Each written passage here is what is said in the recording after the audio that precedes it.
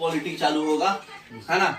Indian polity में हम लोग क्या क्या पढ़ना है, इंडिया और कॉन्स्टिट्यूशनल डेवलपमेंट कैसे कैसे हुआ, मतलब हमारा कॉन्स्टिट्यूशन बना कैसे, उसका पूरा हिस्ट्री। उसके बाद कॉन्स्टिट्यूएंट असेंबली, उसके बाद सोर्सेज ऑफ कॉन्स्टिट्यूशन, मतलब हर एक चीज कहाँ कहाँ से लिया गया, किस कंट्री से लिया गया। उसके बाद हमारा parts and articles and schedules, ठीक है, पार्ट्स, आर्टिकल्स और शेड्यूल्स। उसके बाद पार्ट 1 में पढ़ेंगे यूनियन एंड इट्स टेरिटरीज, ठीक है। पार्ट 2 में पढ़ेंगे सिटीजनशिप, पार्ट 3 में पढ़ेंगे फंडामेंटल राइट्स, पार्ट 4 में पढ़ेंगे directive principles of state policy, part 4A में पढ़ेंगे फंडामेंटल ड्यूटी, ठीक है। उसके बाद पार्ट 5 में पढ़ेंगे यूनियंस का जो भी मतलब एग्जीक्यूटिव, मतलब राष्ट्रपति, प्रेसिडेंट, वाइस प्रेसिडेंट, है ना, फिर पार्लियामेंट, फिर कैबिनेट मिनिस्टर्स, उसके बाद सुप्रीम कोर्ट, फिर कैग, फिर पार्ट 6 में पढ़ेंगे स्टेट का पूरा स्टेट लेजिस्लेचर्स, उसके बाद एग्जीक्यूटिव, उसके बाद फिर high court, Panchayati Raj, finance commission, state election commission और कॉन्स्टिट्यूशनल अमेंडमेंट्स। तो इतना टॉपिक हम लोग पढ़ेंगे, ठीक है। तो ये टॉपिक टोटल हमको पढ़ना है। नेक्स्ट, तो ये हमारा आर्टिकल्स के बारे में एक जगह किया हुआ है कि आर्टिकल्स, और बोर्ड पे लीजिए, आर्टिकल्स 1 to 4 में आपका यूनियंस एंड इट्स टेरिटरीज है, 5 to 11 में सिटीजनशिप है, तो वही पार्ट 1 पार्ट 2 है ना, ये अलग वाइज पार्ट वाइज दिए हुए हैं। तो ये पार्ट 1 है, ये पार्ट 2 है, ये पार्ट 3 है आपका फंडामेंटल राइट्स, आर्टिकल 13 से 35, ठीक है। उसके बाद directive principles of state policy, ये पार्ट 4 है। फिर 51A में है, ये पार्ट 4 का ही A है ना। फंडामेंटल ड्यूटी आर्टिकल 51A में आता है। 36 से 51 में directive principle of state policy है। 52 से 62 आपका पूरे प्रेसिडेंट के बारे में है, पार्ट 5। उसके बाद प्राइम मिनिस्टर्स जो है 75 और 78, फिर अटॉर्नी जनरल 76, फिर ड्यूटीज ऑफ जितना भी CM है ना, तो मतलब वही पार्ट वाइज दिए हुए हैं, 6, 7, 8, 9, है ना, इस तरह से है, ठीक है। हम लोग पीछे हम लोग बताए थे ना सारा, तो पार्ट का फोकस नहीं करना है हमको। बेसिकली जितना भी स्टेट गवर्नमेंट वाला आएगा वो सारा कहाँ जाएगा, पार्ट 6 में। और सुप्रीम कोर्ट, मंत्री परिषद, पार्लियामेंट और ये यूनियंस और उसका एग्जीक्यूटिव, ये सब पार्ट 5 में। तो बैक करिए, देखिए इसमें आपको लिखा हुआ है, ये सब पार्ट 5 में है, ठीक है। अटॉर्नी जनरल और ये आपका प्रीएम आर्टिकल 75 से 78, उसके बाद 52 से 62 प्रेसिडेंट, ठीक है, ये सब पार्ट 5 में आएगा। 76 अटॉर्नी जनरल पार्ट 5 में आएगा। ये CM आ गया, स्टेट गवर्नमेंट, पार्ट C आ जाएगा, अरे पार्ट 6 आ जाएगा। फाइनेंस कमीशन, ठीक है, article 324 election commission, article 343 Hindi language, है ना, ऑफिशियल लैंग्वेज, आर्टिकल 352 आपका इमरजेंसी, 356 भी इमरजेंसी, 360 भी इमरजेंसी। एक इमरजेंसी में प्रेसिडेंट रूल लगता है, एक फाइनेंशियल इमरजेंसी, एक नेशनल इमरजेंसी।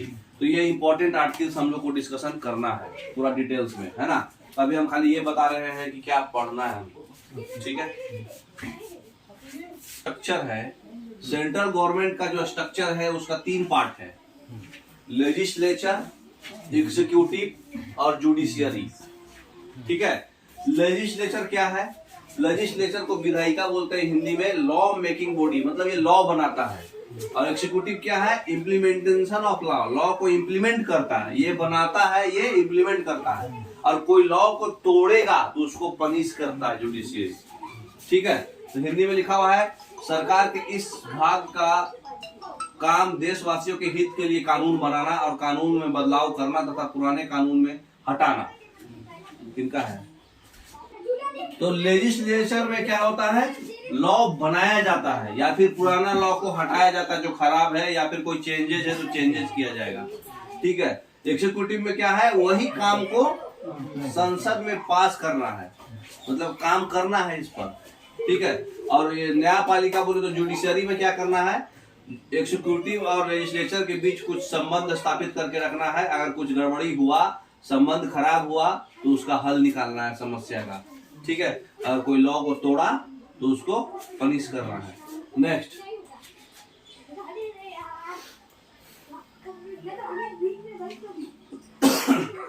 तो लॉ जो हम लोग बनाते हैं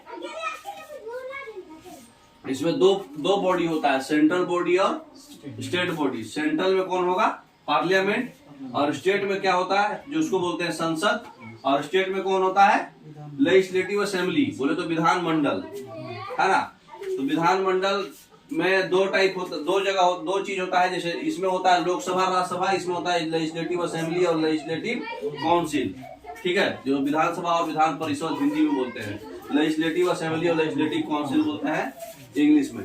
तो जो अगर एग्जीक्यूटिव का पार्ट क्या होता है, लॉ जो बनाता है सेंट्रल पे, प्रेसिडेंट, वाइस प्रेसिडेंट और पीएम, सेंट्रल में यही होता है। और स्टेट में क्या होता है? इस प्रेसिडेंट के इक्विवेलेंट होता है गवर्नर, इसका होता है सीएम, और इसका होता है स्टेट गवर्नमेंट का जो मिनिस्टर्स का परिषद होता है ना, मंत्री परिषद। तो इसमें कौन कौन आता है? तो इसमें कैबिनेट मिनिस्टर और स्टेट मिनिस्टर्स और वाइस जो भी डिप्टी मिनिस्टर है ना। जुडिशियरी में आपका जो है लॉ ब्रेक करने वाला कौन कौन देखता है? सुप्रीम कोर्ट और हाई कोर्ट। अभी तक टोटल 25 हाई कोर्ट है, सारे स्टेट में ऑलमोस्ट है ना। नेक्स्ट, सुप्रीम लेजिस्लेटिव बॉडी कौन सा होता है? पार्लियामेंट, है ना। जो पार्लियामेंट का जो लोकसभा और राज्यसभा है वो वही आपका पीपुल्स का एडमिनिस्ट्रेशन है, लोगों का एडमिनिस्ट्रेशन, जनता का एडमिनिस्ट्रेशन। नेक्स्ट, तो हमारा पार्लियामेंट में क्या क्या है? पार्लियामेंट में लोकसभा, राज्यसभा प्लस प्रेसिडेंट है। कंफ्यूज मत होइएगा, एग्जाम में बहुत गलत करते लोग। खाली लोकसभा और राज्यसभा नहीं मारना है, पार्लियामेंट में प्रेसिडेंट भी आता है, पार्लियामेंट का मेंबर है वो। ठीक है, तो हेड ऑफ द नेशन होता है ये, house of the people Lok Sabha, और काउंसिल ऑफ स्टेट्स को बोलते हैं राज्यसभा। ठीक है, याद रखिएगा, सब पे क्वेश्चन है। 6 पार्ट लिखा है ना, head of the nation, president, Lok Sabha, Rajya Sabha, house of the people और काउंसिल ऑफ स्टेट, सब एक नंबर का क्वेश्चन था। नेक्स्ट, जो हमारा प्रेसिडेंट है हेड ऑफ द नेशन होता है, लेकिन actual head of the nation कौन होता है? पीएम, है ना। सारा काम वही करता है, प्रेसिडेंट खाली डम्मी की तरह रहता है, लेकिन सिग्नेचर सब उसी का रहेगा। नेक्स्ट, तो लोअर हाउस बोलते हैं लोकसभा को और अपर हाउस बोलते हैं राज्यसभा को। राष्ट्रपति जो होता है वो दोनों सभा को बैठक के लिए बुलाता है और राष्ट्रपति की अनुमति के बाद ही कोई भी लॉ बनता है। लेजिस्लेचर जो है लॉ तभी बना पाएगा, जो लेजिस्लेचर में आ रहा है ना ये सब, लोकसभा, राज्यसभा और विधानसभा, विधान परिषद, तो ये सब लॉ तभी बना पाएगा जब परमिशन होगा प्रेसिडेंट का। नेक्स्ट, तो अगर दोनों सेशंस नहीं चल रहा है और राष्ट्रपति को ऐसा लगा कि तुरंत कार्यवाही का जरूरत है, तो तुरंत ऑर्डिनेंस लगा देगा। ऑर्डिनेंस बोले तो 6 महीने का वो अपना पावर चलाएगा, तो उसमें ऑर्डिनेंस का पावर चलेगा और वही होगा जो संसद, मतलब संसद द्वारा जो किया गया बिल पास होगा, है ना। मतलब जो संसद द्वारा पास किया गया बिल है खाली वही पास होगा, बाकी सब ऑर्डिनेंस से चलेगा। मतलब पार्लियामेंट सिर्फ बिल जो पास करता है वो पास कर सकता है, बाकी जितना भी रूल्स रेगुलेशन है सब ऑर्डिनेंस चलाएगा, बोले तो प्रेसिडेंट के कंट्रोल में रहेगा। अगर कुछ गड़बड़ी उसको सेशंस में होता है तो, कि भाई सेशंस नहीं चला रहे, काम धंधा नहीं कर रहे, तो पावर दिया गया है ना, जैसे अपना डीआरएम को पावर है वैसे ही इसका प्रेसिडेंट को और पीएम को पावर है। नेक्स्ट, तो पावर क्या क्या है? लेजिस्लेटिव पावर, एक्जीक्यूटिव पावर और जुडिशियरी पावर। चौथा जो पावर था इमरजेंसी पावर, ये सिर्फ और सिर्फ प्रेसिडेंट को है। आर्टिकल 352, 356 और 360, है ना। तो 360 होता है फाइनेंशियल इमरजेंसी, नेशनल इमरजेंसी 352, और 356 में गवर्नर रूल लग जाता है, प्रेसिडेंट रूल लग जाता है 6 महीने तक का। नेक्स्ट, तो लोकसभा में क्या होता है? लोकसभा क्या है? लोगों के द्वारा चुना जाता है, पीपुल्स का एडमिनिस्ट्रेशन है इसमें, है ना। लोकसभा का कार्यकाल जो होता है 5 साल का होता है, ये टेम्पोररी होता है, हर बार बदलते रहेगा, है ना। आपातकाल में लोकसभा का अवधि भी बढ़ सकता है ना। कुछ हो गया इमरजेंसी सिचुएशन तो 5 साल से इलेक्शन नहीं हो पा रहा है, फ्लड आ गया, कुछ ऐसा आ गया तो 5 साल से एक्स्ट्रा भी जा सकता है। राज्यसभा में क्या है? राज्यसभा में जो मेंबर्स लोग चुना जाते हैं वो एमपी और एमएलए मिलके ही चुनते हैं। ठीक है, मतलब लोगों, पीपुल्स डायरेक्ट कनेक्शन नहीं है इनका, इनडायरेक्ट है इनका। इलेक्शन इनका भी होगा लेकिन इनडायरेक्ट चुनाए गए, ये डायरेक्ट चुनाए जाते हैं। ठीक है, राज्यसभा का अवधि कितना होता है? 6 ईयर। ये परमानेंट होता है, ये 6 इयर्स होता है, ये परमानेंट होता है। और 1/3 मेंबर हर 2 साल रिटायर होंगे। एवरी 2 इयर्स में 1/3 मेंबर रिटायर होते जाएंगे। रहेगा 6 ईयर्स का, लेकिन हर 2 साल पे 1/3 मेंबर रिटायर होते रहेंगे। नेक्स्ट, लोकसभा में कितना सीट है? 530 स्टेट से, फिर 20 यूनियन टेरिटरीज से और 2 एंग्लो इंडियन से। कैंसिल हो गया तो हाँ, ये पहले था। टोटल 552, लेकिन अभी जो है 5 सीट एक्स्ट्रा रखा गया था, 545 ही है ना। 550 हो गया है, 543 खाली ये है, +2 हटा दिया गया है, तो 543 है अभी सिर्फ, है ना। उसी तरह से इसमें भी है 238 स्टेट से, और स्टेट 12 जो है प्रेसिडेंट चूज करेगा। तो टोटल 250 सीट है राज्यसभा में, जिसमें 238 जो है स्टेट और यूनियन टेरिटरी से है और 12 प्रेसिडेंट से है। ठीक है। नेक्स्ट, एक जगह क्या हुआ है, अभी जो है 5 सीट आप लोग रिजर्व में रखता है, ये भी 5 सीट रिजर्व में रखता है, ये भी 5 सीट रिजर्व में रखता है, याद रखिएगा। नेक्स्ट, लोकसभा में अगर आपको इलेक्शन लड़ना है तो मिनिमम एज 25 ईयर्स होना चाहिए। जो भरा है, जो पहले पास करेगा उसी को मिलेगा। मतलब 10 लोग चुनाव में दिया है तो रिक्वेस्ट किसका पहले, उसी को मौका दिया जाएगा। ठीक है। और ये जैसे मान लो कि मतलब जो ज्यादा पैसा लगाया है, 2 लाख, 1 लाख, 1.5 लाख, 3 लाख, तो जो लोकसभा में कौन वोट जीतेगा? 3 लाख वाला। पैसा वाला नहीं है, मतलब वोट है, मतलब इसमें टोटली पीपुल्स के वोट पे जाता। ऐसा कुछ नहीं है कि हाँ इतना मेजोरिटी होना, 2/3 होना, आधा होना, जो ज्यादा वोट ले लिया वो जीत गया। इसमें मेजोरिटी तेजोरिटी का सिस्टम नहीं है ना। इसमें क्या है, इसमें प्रोपोर्शनल वोट मिलना चाहिए, रिप्रेजेंटेशन होगा, एमएलए एमपी करेगा, वही वोट देगा, और मिनिमम एज 30 ईयर्स होना जरूरी है। ठीक है। नेक्स्ट, ये हमारा पार्लियामेंट। लोकसभा का जो रिप्रेजेंटेटिव होता है, स्पीकर होता है, उसको क्या बोलते हैं? अरे, लोकसभा का जो रिप्रेजेंटेटिव होता है वो स्पीकर होता है। ठीक है। और राज्यसभा का रिप्रेजेंटेटिव वाइस प्रेसिडेंट होता है, चेयरमैन। तो लोकसभा का चेयरमैन स्पीकर, राज्यसभा का चेयरमैन वाइस प्रेसिडेंट। लोकसभा में मनी बिल को इंट्रोड्यूस किया जाता है और राज्यसभा में कंसिडरेशन के लिए भेजा जाता है। राज्यसभा कंसीडर करेगा या नहीं करेगा, उसको 14 दिन का टाइम मिलता है। नेक्स्ट, लोकसभा और राज्यसभा दोनों मिलके क्या क्या करा सकता है? एक तो इम्पीचमेंट ऑफ प्रेसिडेंट कुछ गड़बड़ कर रहा है तो उसको हटा सकता है, आर्टिकल 63 के तहत। वाइस प्रेसिडेंट को भी हटा सकता है, और कुछ कॉन्स्टिट्यूशन में अमेंडमेंट्स भी ला सकता है। सुप्रीम कोर्ट और हाई कोर्ट के चीफ जस्टिस को भी हटा सकता है। लोकसभा राज्यसभा को इतना पावर है। चीफ जस्टिस को भी हटा सकता है, वाइस प्रेसिडेंट को भी हटा सकता है, और कुछ अमेंडमेंट्स भी करना है तो अमेंडमेंट्स भी कर सकता है। ठीक है। नेक्स्ट, प्रधानमंत्री का मतलब सिलेक्शन और ज्वाइनिंग किस तरीके से होता है, और उसके लिए क्या क्या उनको पढ़ना जरूरी है, और उनका पावर क्या है, उनको क्या क्या सुविधा मिलता है, उनको वेतन पेंशन कितना मिलता है, ये पढ़ेंगे अब, है ना। नेक्स्ट, देखिए आर्टिकल 75 के तहत प्रधानमंत्री को कौन चुनता है? हमारी गवर्नमेंट का, हमारे जनता लोग। प्रधानमंत्री को एमपी नहीं चुनता है, प्रधानमंत्री को कौन चुनता है? पीपुल्स। लोकसभा के एक मेंबर को पीपुल्स के द्वारा सिलेक्शन होता है। प्रधानमंत्री एक एमपी रहता है ना, एमपी को मिला के। तो प्रधानमंत्री जो है जनता के द्वारा चुने जाते हैं। ठीक है।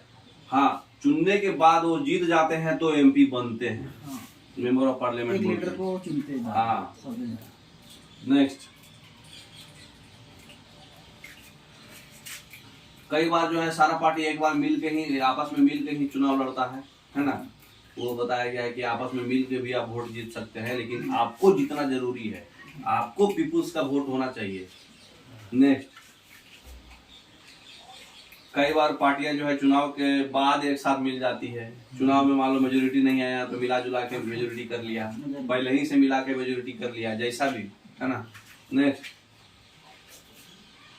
तो इसमें जैसे मान लो आपका टोटल कितना सीट है, 545 होता है, 543 हो गया है अब। तो 543 सीट है, तो इसमें मान लो गवर्नमेंट है नेशनल डेमोक्रेटिक अलायंस और United progressive alliance, Congress, BJP और कांग्रेस। तो ये बीजेपी का एनडीए है, कांग्रेस का यूपीए है। तो इसमें आपको 273 प्लस सीट लाना पड़ेगा, तभी आप अपना सरकार बना पाएंगे। ठीक है, नेक्स्ट। तो टोटल सीट का आधा से ज्यादा लाना है आपको, टोटल सीट का आधा और उससे एक वोट ज्यादा लाना है। ठीक है, तो इतना आप 273 जीतेंगे तभी आप अपना सरकार बना सकते हैं एक पर्टिकुलर पार्टी के लिए। नेक्स्ट, तो चुनाव का रिजल्ट आने के बाद सबसे ज्यादा सीट पाने वाला जो पार्टी है या फिर जो भी गठबंधन हो रहा है उसको राष्ट्रपति उसको हाँ न्योता देता है, इनविटेशन देता है, सरकार बनाइए, आइए शपथ लीजिए हमारे सामने। तो शपथ लेंगे और वही फिर प्राइम मिनिस्टर ही बताता है कि हमारे कौन कौन मिनिस्टर कौन कौन डिपार्टमेंट में जाएंगे। ये डिसीजन प्राइम मिनिस्टर का होता है, होल एंड सोल, कि हमारे कैबिनेट मिनिस्टर में कौन कौन आदमी कहाँ कहाँ, गृह मंत्री कौन बनेगा, तो विदेश मंत्री कौन बनेगा, तो फिर आपका जो भी परिवहन मंत्री कौन बनेगा, सड़क मंत्री कौन बनेगा, जो भी अलग अलग एग्रीकल्चर मिनिस्टर कौन बनेगा, जितना भी डिपार्टमेंट है ये डिसीजन कौन बताएगा, पीएम बताएगा। और ये किसको पेश करेगा, प्रेसिडेंट को शपथ लेते टाइम। नेक्स्ट, तो प्रधानमंत्री को दोनों सदन में, लोकसभा और राज्यसभा में से किसी एक का सदन होना जरूरी है बनने के लिए, मतलब वो एमपी होना जरूरी है उसको, है ना।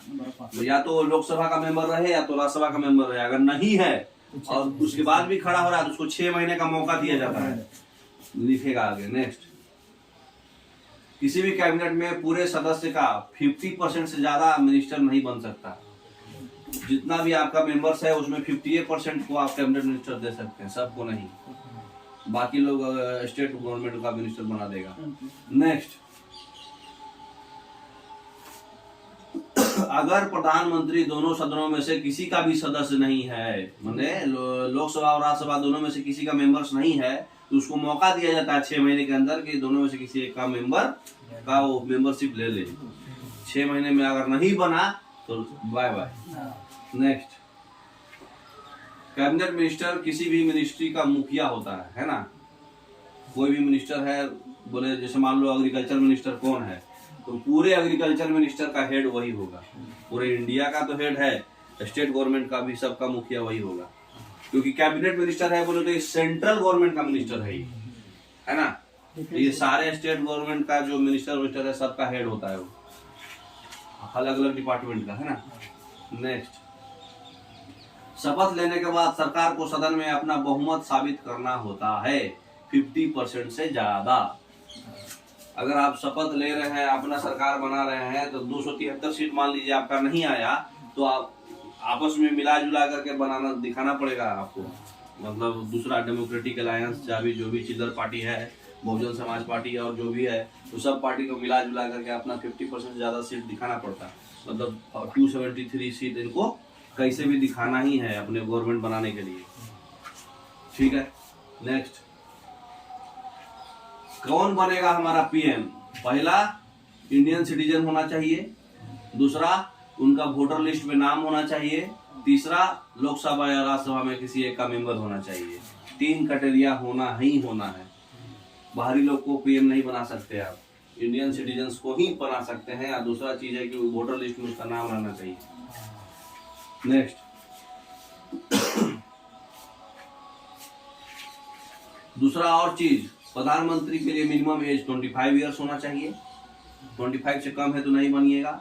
और दूसरा चीज है कि वो व्यक्ति प्राइम मिनिस्टर नहीं बन सकता अगर वो कोई बिजनेस पे काम कर रहा है तो। मतलब एक साथ 10 वो काम आप नहीं कर सकते हैं, एक वो काम कर सकते हैं। मान लीजिए यूट्यूब चैनल चला रहा है, बढ़िया पैसा छाप रहा है, तो पीएम पोस्ट के लिए खड़ा हो गया तो नहीं बन सकता। कोई भी लाभ वाला काम अगर आप कर रहे हैं, प्रॉफिट वाला काम कर रहे हैं, जो पब्लिक को पता चल जा रहा है, मतलब पब्लिकली, तो आप पीएम के पोस्ट के लिए एलिजिबल नहीं है। ठीक है ना। नेक्स्ट, राष्ट्रपति प्रधानमंत्री की सिफारिश पर बाकी मंत्री को बनाता है। प्रधानमंत्री ही डिसाइड करता है कि किस मंत्री को कौन सा डिपार्टमेंट देना है। ठीक है। नेक्स्ट, किसी मंत्री को अगर मान लो त्याग पत्र देना है या फिर बर्खास्त करना है, तो ये सलाह भी राष्ट्रपति को ही वो देगा। राष्ट्रपति ही उसको रिजिग्नेशन करवाएगा या फिर उसको रेस्टिकेट करवाएगा, बर्खास्त करवाएगा। मतलब राष्ट्रपति ही करेगा, लेकिन डिसीजन किसका रहेगा? पीएम का। कई आदमी काम नहीं कर रहा, इसको हटा दो, या फिर वो खुदे उसको ऐसा प्रेरित कर दिया कि खुदे रिजाइन मार दिया, तो वो राष्ट्रपति को देगा रिजाइन। तो अपने पद से त्याग पत्र देकर पूरे मंत्रिमंडल को बर्खास्त करने की सलाह भी राष्ट्रपति को दे सकता है। अपना भी पद से त्याग कर सकता है, मतलब खुद भी वो रिजाइन मार सकता है। वो किससे? राष्ट्रपति को देके, है ना। तो मतलब जो भी है, जितना भी काउंसिल्स ऑफ मिनिस्टर्स हैं, सब रिजर्वेशन किसको देंगे? प्रेसिडेंट को, ठीक है। और बाकी लोग का रिजर्वेशन करवा कौन सकता है? पीएम। पीएम सजेस्ट कर सकता है। यदि प्रधानमंत्री अपने पद से त्याग पत्र दे देगा और उसका मृत्यु हो जाता है, तो बाकी अन्य मंत्री कोई कर नहीं सकते, ऑटोमेटिक पूरा डिपार्टमेंट ही खत्म हो जाएगा। गवर्नमेंट। हाँ, मान लो कि ये रेजिग्नेशन दे दिया या फिर इसको पीछे में प्रधानमंत्री मर गया, तो पूरा बीजेपी खत्म। अब फिर से वो होगा, फिर से इलेक्शन होगा। वो पूरा जितना भी बाकी मिनिस्टर है, ऐसा नहीं है कि अरे मर गया तो तू संभाल ले, वैसा नहीं चलता इसमें। लोकसभा कंप्लीटली डिजोल्व हो जाता है। बताया ना आपको कि लोकसभा टेम्पोररी होता है, राज्यसभा परमानेंट होता है। राज्यसभा का मेंबर संभालने वाला रहेगा कोई ना कोई, लेकिन लोकसभा का मेंबर में मेन हेड गया तो सब गया, इसलिए इसको कैसे भी बचाना है। नेक्स्ट, आर्टिकल 75 के अनुसार प्रधानमंत्री का वेतन जो है पार्लियामेंट डिसाइड करती है। 31 जुलाई 2012 के अनुसार इनका वेतन था 1,60,000 रुपया, अभी 3.5 लाख है ना। नेक्स्ट, जो पूर्व प्रधानमंत्री है, एक्स पीएम, उनको क्या क्या फायदा मिलता है वो सुनिए। जीवन भर के लिए उनको मुफ्त आवास मिलेगा, मतलब उनका घर मिलेगा। जैसे हम लोग को क्वार्टर मिलता ना, उनको लाइफ टाइम के लिए क्वार्टर मिलेगा, किराया फ्री। निःशुल्क मेडिकल फैसिलिटी, पैसा नहीं लगेगा, फ्री मेडिकल फैसिलिटी। उसके बाद जितना भी सचिवालय के कर्मचारी है, उसका 14 स्टाफ उसको मिलेगा घर पे काम करने के लिए। सचिवालय के कर्मचारी को स्टाफ मिलेगा।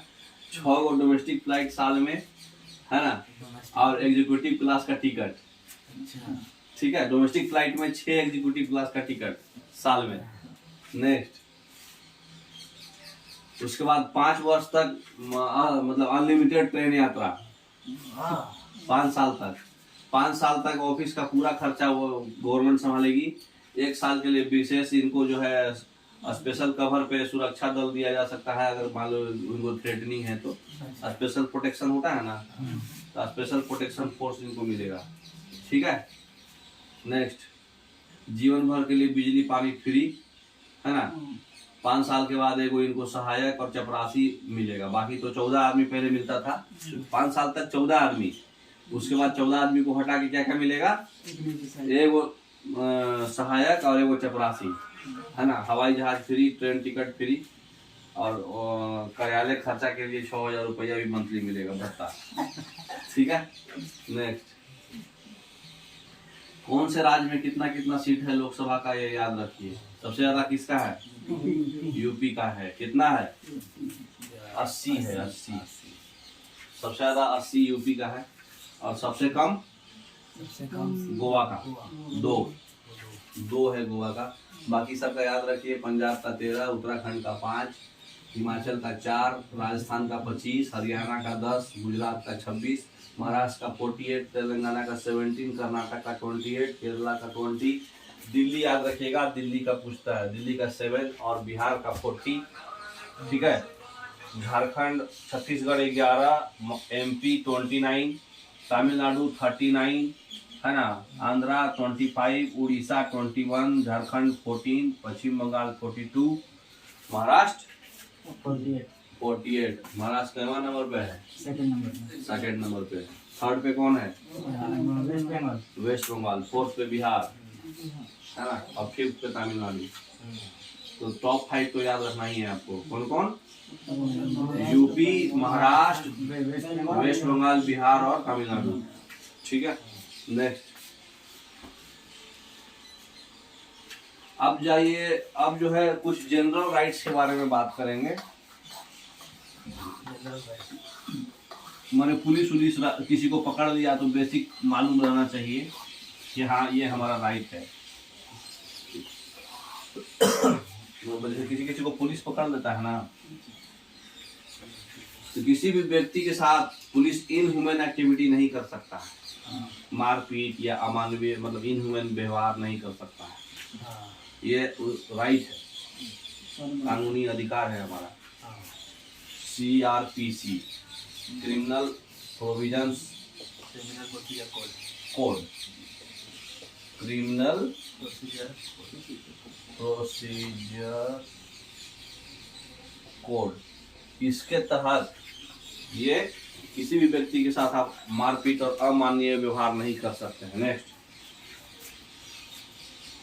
दूसरा अधिकार है कि आपको बिना कारण बिना बताए गिरफ्तार नहीं किया जा सकता है। कौन सा सेक्शन? सेक्शन 167। सेक्शन 167 के तहत आपको बिना कारण बिना बताए गिरफ्तार नहीं किया जा सकता है। ठीक है। नेक्स्ट, ये सेक्शन 130 24 घंटा है। 130 में था कि बिना कारण बिना बताए आपको गिरफ्तार नहीं कर सकता है। ठीक है। हाँ, नेक्स्ट, हाँ ये है सेक्शन 167। सेक्शन 167 के तहत जो है किसी भी इंसान को आप 24 घंटा से ज़्यादा हिरासत में नहीं रख सकते, उसके बाद आपको कोर्ट में पेश करना पड़ेगा। ठीक है, नहीं तो एक्शन हो जाएगा उसको पुलिस ऑफिसर पे। बिना अनऑथराइज मतलब बिना वारंट का आप 24 घंटा तक रख लिए शक के आधार पे, और उसके बाद फिर 24 घंटा के बाद अगर कोर्ट में पेश करके इसको मुजरिम साबित नहीं कर पाए तो फिर वो फंस जाएगा वो। तो इसलिए 24 घंटा तक आप हिरासत में रख सकते हैं, उससे ज़्यादा नहीं। नेक्स्ट, हाँ कोई भी एक अधिकार है कि आपको भूखा नहीं रख सकता है कोई। खाना खिलाना ही पड़ेगा, ये उसका मतलब वो है रूल है कि कोई भी पुलिस आपको भूखे नहीं मार सकता है। नेक्स्ट, रिमांड पे अगर आपको लिया गया है तो 48 घंटे के अंदर आपको मेडिकल चेकअप कराना है। अगर आपको रिमांड पे मान लीजिए वो कर दिया तो आपको 48 आवर्स के अंदर आपको मेडिकल चेकअप कराना पड़ेगा। गवर्नमेंट कराएगी मतलब पुलिस कराएगी। नेक्स्ट, अगर आपको गिरफ्तार किया गया है तो आपको परिवार वालों को सूचना देने की जिम्मेदारी भी पुलिस का है। अगर आपको गिरफ्तार किया गया है तो आपको परिवार वालों को भी सूचना पुलिस देगी। नेक्स्ट, कोई भी महिला को 6 बजे के बाद और सुबह 6 बजे से पहले आप गिरफ्तार नहीं कर सकते हैं। मैंने रात में गिरफ्तार नहीं कर सकते हैं, समझ गए? ये 66 क्या उसको बोलते हैं IPC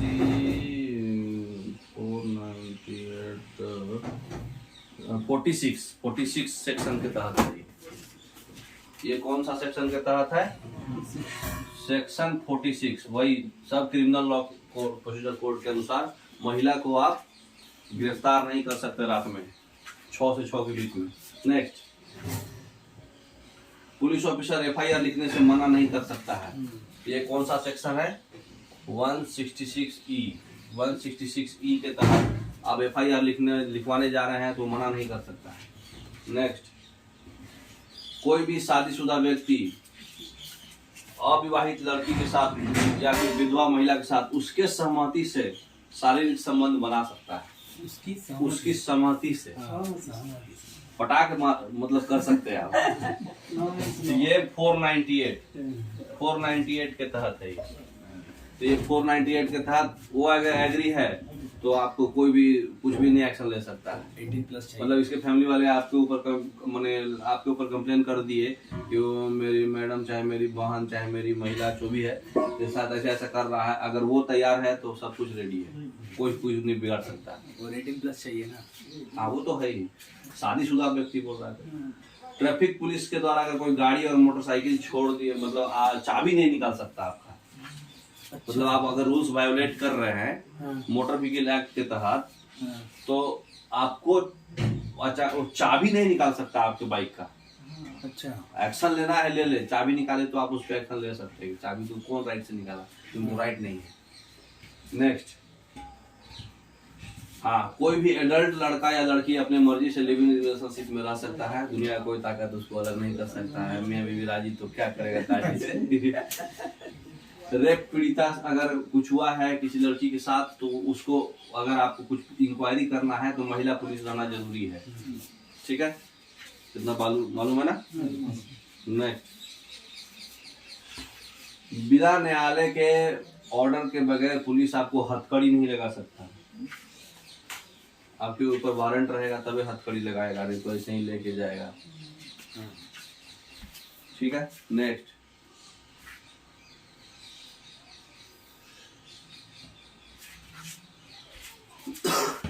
कितना पढ़े। तो अगला टॉपिक है हमारा प्रियम्बल। ठीक है, देखे होंगे प्रियम्बल में यही लाइन लिखा होता है, we the people of India having solemnly resolve to constitute India into a sovereign, socialist and secular and democratic and republic and to secure all its लिखा है। इसका मतलब, सर का मतलब बताइए। सोवरेन का मतलब मतलब फिजिकल मीनिंग क्या है sovereign? What is sovereign? Sovereign मतलब सुप्रीम, मतलब हाँ, इंटरनल सुप्रीम। इंटरनल सुप्रीम का मतलब क्या हुआ कि मतलब आप किसी के गुलामी में नहीं है। पूरा जो हमारा इंडिया है अपना माने इंडिपेंडेंट है। कैसा? एक्सटर्नली, माने उसको बाहरी से कोई चीज का कंट्रोल नहीं है, माने ना ही किसी चीज को फॉलो कर रहा है, ना ही वो किसी चीज का फॉलो कर रहा है। मतलब ऐसा नहीं है कि हाँ हम अमेरिका के हिसाब से चल रहे हैं, हाँ वो ऐसे कर रहा है तो हम भी ऐसे करेंगे। मतलब टोटली इंटरनली हम सुप्रीम हैं, अपने हिसाब से सब कुछ चलाएंगे। इंडिया का अपना कॉन्स्टिट्यूशन होगा और अपने हिसाब से सब कुछ चलेगा। तो ये हुआ सोवरेन। सोशलिस्ट का मतलब समाजी। तो क्या इसका क्या मतलब? सब समाज को साथ लेके चलेंगे। हम लोग क्या है, मतलब किसी भी चीज में इक्वल डिस्ट्रीब्यूशन ऑफ इनकम होगा। मतलब हम अगर पैसा, ये नहीं है कि हाँ ये कमजोर है तो इसको ज्यादा प्रायोरिटी दे देंगे। मतलब किसी चीज को जो जिस पोस्ट के लायक है उस पोस्ट पे उसको कमाई मिलेगा, लेकिन जो रूल है वो सब के लिए समान होगा। मतलब ऐसा नहीं है कि वो अमीर आदमी है तो उसको ज्यादा पैसा दे देंगे या जो गरीब है उसको कम पैसा देंगे। मतलब समाज सब में हमारा इक्वलिटी है। ठीक है, सेक्युलर मतलब धर्म के हिसाब से इक्वल, माने इसको शुद्ध हिंदी में बोलते हैं धर्म निरपेक्ष। तो हिंदी से पकड़ में आ जाएगा, माने धर्म के आधार पे कोई अलग सा लॉ नहीं बनेगा। हिंदू, मुस्लिम, सिख, ईसाई सब है भाई भाई। मतलब जो भी लॉ बनेगा उस चारों के लिए इक्वल बनेगा, है ना। डेमोक्रेटिक, डेमोक्रेटिक का मतलब क्या होगा? By the people, for the people, of the people. हाँ, मतलब टोटली जो चीज है वो क्या होगा? ये तो अब्राहम लिंकन बोले थे, by the people for the people. मतलब हमारे सब कुछ इलेक्शन के हिसाब से चलेगा। पीपल के लिए करेंगे, पीपल के लिए करेंगे, सब कुछ करेंगे। हाँ, मतलब ये क्या चीज है, मतलब हर चीज जो है इलेक्शन हो करके होगा, सबके सम्मति से, है ना। रिपब्लिक का मतलब, दोनों का मतलब सेम ही होता है। रिपब्लिक में खाली यही होता है कि एक राजा नहीं बनेगा। जैसे नेपाल में एक ही राजा रहता है, उसी का बेटा बन रहा है, फिर उसका बेटा बन रहा है। यहाँ उत्तराधिकारी टाइप नहीं चलेगा। हाँ, इलेक्टेड उत्तराधिकारी नहीं चलेगा। मतलब जो इलेक्टेड है वो हर 5 साल पे फिर से इलेक्शन होगा। माने इलेक्शन होगा, लेकिन रिपब्लिक में किसको बोलेंगे? उत्तराधिकारी नहीं चलेगा। कहने का मतलब कि इलेक्शन बार बार होगा। मतलब आप ऐसा नहीं है कि हम आपको इलेक्शन दिए, डेमोक्रेटिक हुआ, आप अपना इलेक्शन करके जीत गए, बाद में अपन बेटा के लगेले हैं, पूरा खानदाने जा रहा है, तो वैसा नहीं चलेगा। आपको उत्तराधिकारी वाला सिस्टम नहीं रहेगा। मैंने बाबर, हुमायूं, अकबर वाला सिस्टम नहीं चलता है। ठीक है, उसके बाद and to secure all its citizen justice. Justice क्या करना है? न्याय। मतलब सबको इक्वलिटी में न्याय देना है। मतलब किसी चीज को जस्टिस में कौन कौन पार्ट रहेगा? सोशल हिसाब से, इकोनॉमिक हिसाब से और पॉलिटिकल हिसाब से आपको सबको इक्वली ट्रीट करना है। ठीक है, मतलब उसके बाद लिबर्टी। लिबर्टी मतलब क्या होता है? आजादी। मतलब आपको अपने एक्सप्रेस करने का आजादी होना चाहिए। विश्वास, फेथ, पूजा का आजादी है, किसी भी चीज का पूजा कर सकते हैं। आपको अपने थॉट पे आजादी है, आप कुछ भी सोच सकते हैं। क्या हुआ अभी? ठीक है। उसके बाद इक्वालिटी, इक्वालिटी में क्या है, आपको अपॉर्चुनिटी सबको इक्वल मिलेगा, आपको समाज में स्टेटस भी इक्वल दिया जाएगा और प्रमोशन भी इक्वल दिया जाएगा, कुछ अलग से दगाबाजी नहीं होगा। फ्रेटर्निटी मतलब क्या होता है, ब्रदरहुड, भाईचारा। तो भाईचारा नामे से समझ में आ रहा है। फ्रेटर्निटी मतलब क्या होगा, एक ऐसा डिग्निटी और ऐसा इंटीग्रिटी आपको दिया जाएगा ताकि मतलब ऐसा लगे कि ये नेशन आपका है, मतलब भाई भाई भाई सब है, तो भाईचारा है। तो कौन कौन चीज हमारे कॉन्स्टिट्यूएंट असेंबली में 26 नवंबर 1949 को अडॉप्ट कर दिया था, ये गिफ्ट दिया था हमारे को प्रीएम्बल, और 26 जनवरी 1950 को क्या हुआ था,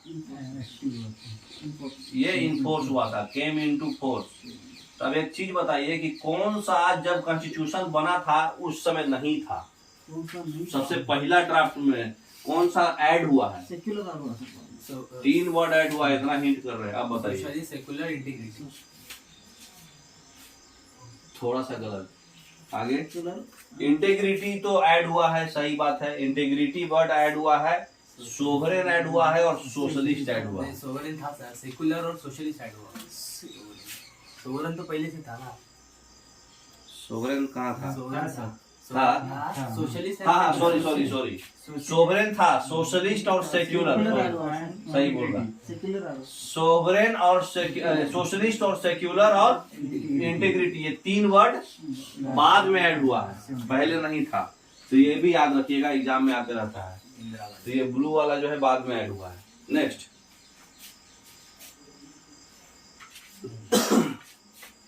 आ गया जी, अभी तो मिटाए थे।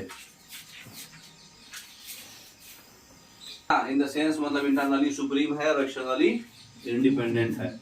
सोशलिस्ट का मतलब कि, इसका मतलब कि जो वेल्थ जनरेट करेगा और सोशली होगा, मतलब इक्वली शेयर्ड होगा, सोसाइटी के थ्रू डिस्ट्रीब्यूट होगा, है ना।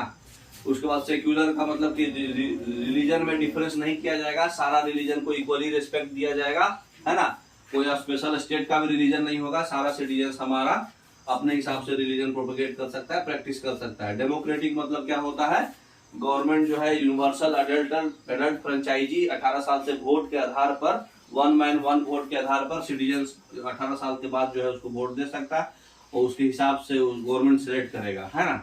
रिपब्लिक का मतलब है कि ऐसा फॉर्म ऑफ गवर्नमेंट जिसका head of the state elected person हो और हेरिडेटली मोनार्क नहीं चलेगा। यही एक डेमोक्रेटिक और रिपब्लिक में अंतर है, बाकी कुछ नहीं अंतर है ना। तो हेरिडिटी मोनार्क नहीं चलेगा। जस्टिस का मतलब कि सोशल जस्टिस, इकोनॉमिक जस्टिस। तो सोशल जस्टिस का मतलब क्या होता है कि सोशली प्रिविलेज क्लास नहीं बनाया जाएगा, कोई डिस्क्रिमिनेशन नहीं किया जाएगा कास्ट के आधार पे या फिर कलर के आधार पे या फिर उसके क्रीड के आधार पे, रिलीजन के आधार पे, उसके सेक्स के आधार पे या फिर जहाँ रहता है प्लेस ऑफ बर्थ के आधार पे, ये सब आधार पे आप सोशली डिस्क्रिमिनेशन नहीं कर सकते, मतलब आप भेदभाव नहीं कर सकते हैं, है ना। इकोनॉमिक जस्टिस में क्या होता है, इसका मतलब कि आप कोई भी डिस्क्रिमिनेशन मैन एंड वुमेन पे नहीं कर सकते, उसके इनकम के आधार पे, उसके वेल्थ के आधार पे, उसके इकोनॉमिक स्टेटस के आधार पे आप नहीं कर सकते। थोड़ा ऊपर करिए, ठीक है। तो समझ में आ रहा है। तो पॉलिटिकल इश्यूज में क्या है, पॉलिटिकल जस्टिस में क्या है, मतलब वेल्थ को इक्वलिटी हिसाब से डिस्ट्रीब्यूशन होगा, है ना। मोनोपोलिक कंट्रोल नहीं रहेगा उसमें, है ना, चाहे वो प्रोडक्शन से रिलेटेड हो चाहे डिस्ट्रीब्यूशन से रिलेटेड हो, ठीक है, या फिर रिसोर्स का डिस्ट्रीब्यूशन हो या फिर रिसोर्स का डिसेंट्रलाइजेशन हो, चाहे रिसोर्स का सिक्योरिटी हो, है ना, सबको इक्वली अपॉर्चुनिटी भी देना है। पॉलिटिकल जस्टिस का मतलब क्या होता है, मतलब इक्वल फ्री और फेयर अपॉर्चुनिटी सबको दिया जाएगा पॉलिटिकली में, है ना। उसमें पॉलिटिकल राइट सारे पीपल को बिना डिस्क्रिमिनेशन के हिसाब से दिया जाएगा। कॉन्स्टिट्यूशन जो है सबको लिबरल डेमोक्रेसी है, तो सबको राइट है अपना पार्टिसिपेट करने का, फ्रीडम है, ठीक है। उसके बाद लिबर्टी क्या होता है, लिबर्टी मतलब कि आपका फ्रीडम है, आप अपने नेशनल्स के आधार पे एक्टिविटी कर सकते हैं। हाँ, लिबर्टी का ये मतलब नहीं होता कि आप कुछ भी कर सकते हैं, कॉन्स्टिट्यूशन लिमिट्स के कंट्रोल में, कॉन्स्टिट्यूशन से बाहर जाके कुछ भी नहीं कर सकते आप। मतलब किसी को दबा के मार दिए, बोले हमको लिबर्टी है, हम कुछ भी कर सकते हैं, हमको अपना पर्सनल फ्रीडम है, हमारा मर्जी, तो ऐसा आपका मर्जी नहीं है। कॉन्स्टिट्यूशन में जो है लिमिट्स, वो लिमिट्स के हिसाब से। और फ्रेटर्निटी बोले तो ब्रदरहुड का फीलिंग होना चाहिए, लगना चाहिए कि आप कंट्री के बिलोंगिंग है ना। तो ये सब कुछ आपको समझा चुके हैं। नेक्स्ट, थोड़ा नीचा करिए। अब अगला टॉपिक है हमारा पॉलिटी का मतलब क्या होता है, कॉन्स्टिट्यूशन का मतलब क्या होता है, और कॉन्स्टिट्यूशन हमारा आया कैसे, ठीक है। तो पॉलिटी का मतलब होता है कि कोई भी स्टेट मतलब यहाँ पे कंट्री रिप्रेजेंट हो रहा है, कोई भी स्टेट कैसे रूल किया जाएगा, मतलब फॉर्म ऑफ गवर्नमेंट का फॉर्म कैसा होगा कंट्री में, ये हम इसका जो स्टडी करते हैं उसको क्या बोलते हैं, पॉलिटी। और कॉन्स्टिट्यूशन का मतलब होता है कि क्या क्या सेट ऑफ रूल्स है जो हम लोग को फॉलो करना है, कैसे स्टेट को रूल करेंगे, है ना, जो डिसाइड करता है कि हमारा रूल कैसे फॉलो होगा, मैंने हमारा स्टेट कैसे चलेगा, उस सेट ऑफ रूल्स के आधार पे, या वो रिटर्न हो चाहे नहीं रिटर्न हो। ब्रिटेन में रिटर्न कॉन्स्टिट्यूशन नहीं है, मालूम है ना। थोड़ा देर के लिए, ठीक है। तो हमारा इंडियन कॉन्स्टिट्यूशन कैसे आया, उसके बारे में क्या क्या बैकग्राउंड था, उसका हिस्ट्री बना कैसे आखिर। तो सबसे पहले रेगुलेटिंग एक्ट आया 1773 में, फिर इंडिया एक्ट आया, चार्टर एक्ट आया, फिर चार्टर एक्ट हर 20 साल पे आता था, फिर 1857 में लड़ाई हो गया इसलिए फिर नहीं आ पाया आगे, फिर चार्टर एक्ट को चेंज करके गवर्नमेंट ऑफ इंडिया एक्ट कर दिया गया, फिर इंडियन काउंसिल्स एक्ट आया, फिर मॉडल मिंटो रिफॉर्म्स आया, फिर मॉन्टेग्यू चेम्सफोर्ड रिफॉर्म्स आया, गवर्नमेंट ऑफ इंडिया एक्ट आया 1935, फिर इंडियन इंडिपेंडेंस एक्ट आया 1947। इतना माँ बहन हुआ तब जा करके कॉन्स्टिट्यूशन बना, ठीक है। आया था रेगुलेटिंग एक्ट, अभी दिखाए थे। तो रेगुलेटिंग एक्ट जो है 1773 में गवर्नर जनरल का पोस्ट बनाया गया था यहाँ, ठीक है। पहले जो था गवर्नर जनरल ऑफ बंगाल था, बाद में रेगुलेटिंग एक्ट के बाद गवर्नर जनरल बन गया था। पहला गवर्नर जनरल थे वारेन हेस्टिंग्स, ठीक है। फर्स्ट जो है वाइसरॉय कौन है, लॉर्ड कैनिंग। और first governor general of Bengal Warren Hastings, तो गवर्नर जनरल है भाई, हाँ William Bentinck. Governor general first कौन है, विलियम बेंटिंग, लेकिन गवर्नर जनरल ऑफ बंगाल कौन है, वारेन हेस्टिंग, है ना। तो ये बताया गया, एक सुप्रीम कोर्ट बनाया गया कलकत्ता में, इसके तहत रेगुलेटिंग एक्ट ऑफ 1773 के तहत, ठीक है। तो 1773 के तहत हमारा एक सुप्रीम कोर्ट बनाया गया 1774 में। तो 1774 में हमारा क्या बना, सुप्रीम कोर्ट। कहाँ हेडक्वार्टर था, कोलकाता में, जिसमें कि एक चीफ जस्टिस था और 3 और जज था, ठीक है। पहला चीफ जस्टिस कौन थे हमारे, सर इलिजा इम्पे, ये ब्रिटिशर थे इंडिया में। इंडिया जब आजाद हो गया तो हीरालाल कन्या, है ना।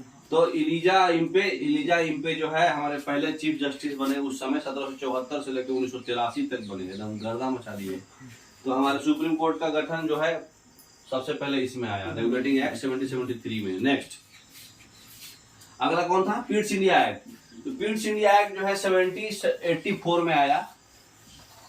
1784 में ब्रिटिश प्राइम मिनिस्टर एक थे उस समय, विलियम पिट, उन्हीं के नाम पर आया था।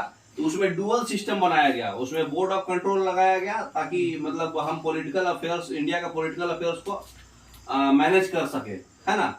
तो उसमें जो है रिस्पॉन्सिबिलिटी जो है कोर्ट का, और डायरेक्टर जो है मतलब कमर्शियल अफेयर्स जो था उस पर रिस्पॉन्सिबिलिटी दे दिया कोर्ट को, है ना, मतलब लिमिट कर दिया रिस्पॉन्सिबिलिटी को, मतलब अपने कंट्रोल में रख दिया, ब्रिटिश गवर्नमेंट अपने कंट्रोल में रख दिया। तो डुअल सिस्टम मतलब बनाया गया था कंट्रोल का, एक सेपरेट कंट्रोल था पॉलिटिकल अफेयर्स का, एक सेपरेट कंट्रोल था कमर्शियल अफेयर्स का। तो कमर्शियल अफेयर्स का जो कंट्रोल था वो लिमिट कर दिया गया, है ना। और जो अपना एक अलग से बोर्ड ऑफ कंट्रोल बनाता था जिसमें कि पॉलिटिकल अफेयर्स को इंडिया का कंट्रोल होता था। तो डुअल कंट्रोल हुआ पिट्स इंडिया एक्ट में, ठीक है। नेक्स्ट यही सब मतलब बीज बो रहा है, गलत भावना हो रहा है इसलिए अपना बनाने का बीज बो रहा। तो फिर आया चार्टर एक्ट 1813 में, पहला चार्टर एक्ट आया। इसको हम लोग ईस्ट इंडिया कंपनी एक्ट भी बोलते हैं। उस समय ईस्ट इंडिया कंपनी हमारा ब्रिटिश लगा करके अपना ट्रेड करती थी, है ना। तो चार्टर एक्ट जो है, चार्टर एक्ट में 1813 वाला चार्टर एक्ट में जो है मोनोपोली, जो ईस्ट इंडिया कंपनी का जो मोनोपोली था, अपना खुद का अधिकार था अकेला और दूसरा कुछ नहीं करता था। तो उसका जो ट्रेड व्यापार जो करता था ईस्ट इंडिया कंपनी, उसमें जो मतलब चाइना और इंडिया के साथ एक चाय का व्यापार करता था, वो व्यापार को छोड़ के बाकी सारा व्यापार का जो मोनोपोली वाला राइट था ईस्ट इंडिया कंपनी का, वो खत्म कर दिया गया, वो भी खत्म कर दिया गया आगे वाले में। नेक्स्ट 1833 वाले में मोनोपोली चाइना और वो ट्रेड सब इंडिया सब खत्म, वो चाइना वाला छोड़ के बाकी सब खत्म हो गया था पहले। वो बाकी वो भी खत्म हो गया 1833 में। इसके बाद गवर्नर जनरल ऑफ बंगाल के जगह पे कौन आ गया? Governor general of India. तो उस समय कौन थे? विलियम बेंटिक, बताए थे अभी। लॉर्ड विलियम बेंटिक पहले गवर्नर जनरल बने थे 1833 वाले चार्टर एक्ट के तहत। ठीक है, तो ये एक्ट के तहत जो है इंडियन लॉ कमीशन बनाया गया अलग से। फर्स्ट इंडियन लॉ कमीशन बना, है ना। लॉर्ड मैकॉले उसके चेयरमैन बने, है ना। और उसी में अपना अलग अलग कोडिफाई किए उसको, इंडियन लॉ को देखा गया, है ना। नेक्स्ट फिर चार्टर एक्ट आया, फिर 20 साल पे आता था हर साल। तो 1853 में वहां पे सेपरेट गवर्नर जनरल का एक लेजिस्लेटिव काउंसिल बना दिया गया, है ना। उसमें लेजिस्लेटिव काउंसिल सेपरेट बनाया गया, उसका नाम दिया गया इंडियन लेजिस्लेटिव काउंसिल, है ना। ये लेजिस्लेटिव विंग जो है काउंसिल का मतलब छोटा सा पार्लियामेंट टाइप बना दिया अपना सेपरेट, जो अपना प्रोसीजर्स ब्रिटिश पार्लियामेंट से अडॉप्ट करके करता था। ये फर्स्ट टाइम इंट्रोड्यूस हुआ, लोकल रिप्रेजेंटेशन हुआ इंडिया में। Legislative council, Indian legislative council जो सेंट्रल लेजिस्लेटिव काउंसिल बोला गया उसको। तो उसमें 6 new legislative members governor general council में। उसके बाद 4 मेंबर्स अपॉइंट करते थे लोकल गवर्नमेंट मद्रास, बॉम्बे और बंगाल और आगरा से। ठीक है, तो 6 नया मेंबर बनाते थे गवर्नर जनरल के काउंसिल में, और 4 मेंबर अपॉइंट किया जाता था कहाँ से? लोकल गवर्नमेंट से, स्टेट गवर्नमेंट से, मद्रास, बॉम्बे, बंगाल और आगरा से, है ना। चारों पूरा इंडिया कवर कर दिया ना। देखो मद्रास कहाँ साउथ में है, बॉम्बे वेस्ट में है, बंगाल ईस्ट में है, आगरा सेंट्रल में ऊपर में है। तो पूरा इंडिया लगभग कवर हो गया। फिर सिविल सर्विसेज जो है इंडियंस को भी ओपन हो गया 53 में। ठीक है, नेक्स्ट फिर आया फर्स्ट वार ऑफ इंडिपेंडेंस हो गया था। 1857 में रिवोल्ट हो गया था। मंगल पांडे जो है कारतूस का वो उसमें सुअर का मांस और एक गन राइफल बना गया था। उसमें सुअर का मांस और गाय का मांस दोनों है। सुअर का मांस मुस्लिम लोग पूजा करता है, गाय का मांस हिंदू लोग पूजा करता है। तो उसको दांत से खींच के गोली चलाने वाला सिस्टम था आर्मी लोग का, सोल्जर्स का। तो मंगल पांडे रिवोल्ट करके मार दिए थे वहां के अधिक रेजिमेंट को। तो उसी वजह से मेरठ में सबसे पहले 10 मई को 1857 में फर्स्ट वार ऑफ इंडिपेंडेंस हुआ था। लेकिन उसी की वजह से फिर चार्टर एक्ट का सिस्टम खत्म हो गया, बवाल होने की वजह से पूरे इंडिया में हो गया था। बेगम हजरत महल लखनऊ से थी, फिर कुंवर सिंह कानपुर से थे, अरे कुंवर सिंह बिहार से थे, आरा से, कानपुर से तात्या तोपे थे, बोले तो नाना साहिब, है ना। तो सब अलग अलग जगह से कर रहे थे। तो पूरा युद्ध से पूरे ऑलमोस्ट सेंट्रल और साउथ इंडिया, अरे साउथ इंडिया छोड़ के सेंट्रल और नॉर्थ इंडिया कवर कर लिया था। तो इसकी वजह से वो चेंज हो गया, चार्टर एक्ट नहीं होकर के फिर एक नया रूल आया, क्राउन रूल। 1858 से लेके 1947 तक यही चल रहा था। तो उसमें गवर्नमेंट ऑफ इंडिया एक्ट उसको नाम दे दिया गया। भाई चलो तुम्हारा कुछ मानते हैं, चलो। तो गवर्नमेंट ऑफ इंडिया एक्ट में उसमें बेवकूफ बनाने के लिए क्या किया? गवर्नर जनरल का नाम पोस्ट करके वाइसरॉय कर दिया। तो गवर्नर जनरल ऑफ बंगाल से गवर्नर जनरल ऑफ इंडिया कब हुआ? 1833 वाले में, है ना। उसमें विलियम बेंटिक थे, अब ये वाइसरॉय बन गए लॉर्ड कैनिंग पहला, है ना, 1856 में। ये जो है डबल गवर्नमेंट जो था उसको खत्म कर दिया। डबल गवर्नमेंट कब आया था? चार्टर एक्ट 33 में डबल वाला गवर्नमेंट था। नहीं उसके पहले ही आया था पिट्स इंडिया एक्ट में। पिट्स इंडिया एक्ट 1784 में ही डबल गवर्नमेंट था ना। बोर्ड ऑफ कंट्रोल हाँ, बोर्ड ऑफ कंट्रोल और court of director. Board of control जो है court of director commercial matter देखता था और बोर्ड ऑफ कंट्रोल एडमिनिस्ट्रेशन देखता था। तो दोनों का सिस्टम खत्म हो गया। ठीक है, ये एबोलिश हो गया। तो याद रखिएगा, सब क्वेश्चन आता है एग्जाम में, सब छोटा छोटा छाट के निकाला हुआ है। तो गवर्नमेंट ऑफ इंडिया एक्ट 58 में ये हुआ। नेक्स्ट फिर आया इंडियन काउंसिल्स एक्ट 1861।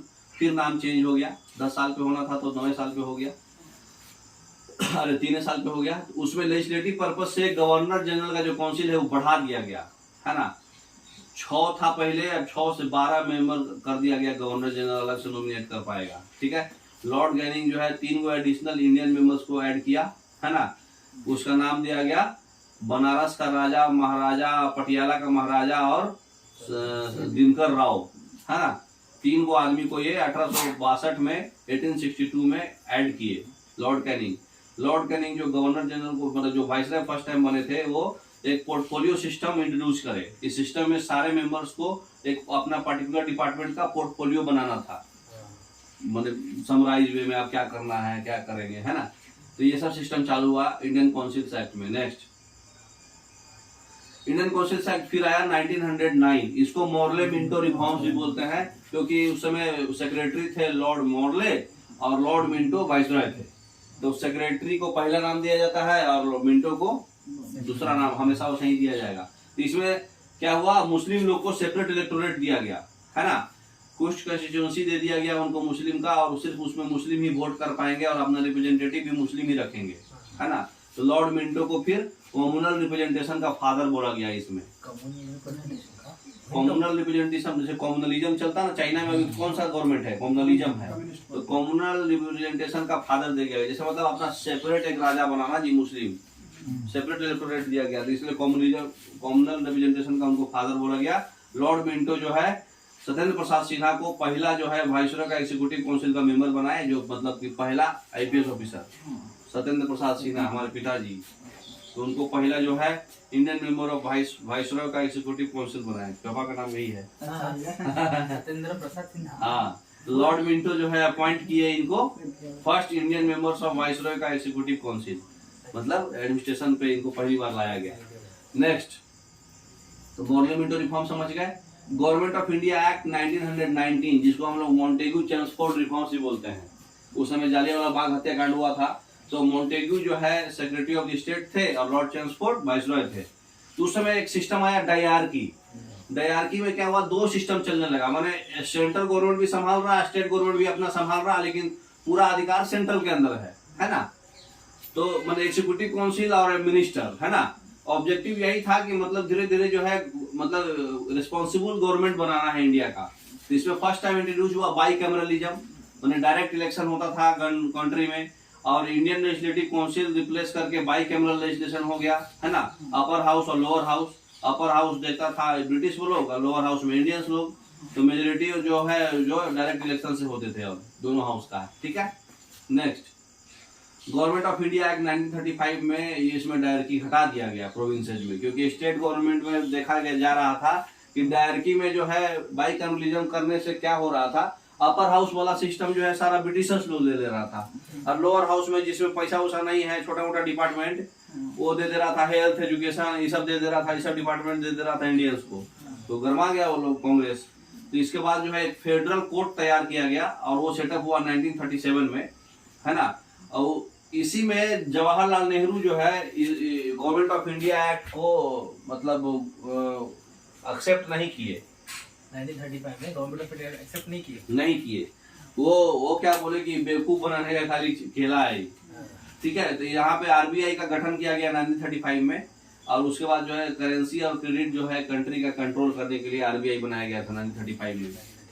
तो गवर्नमेंट ऑफ इंडिया एक्ट में ये भी हुआ था, फेडरल कोर्ट का एस्टेब्लिशमेंट भी हुआ था, ठीक है।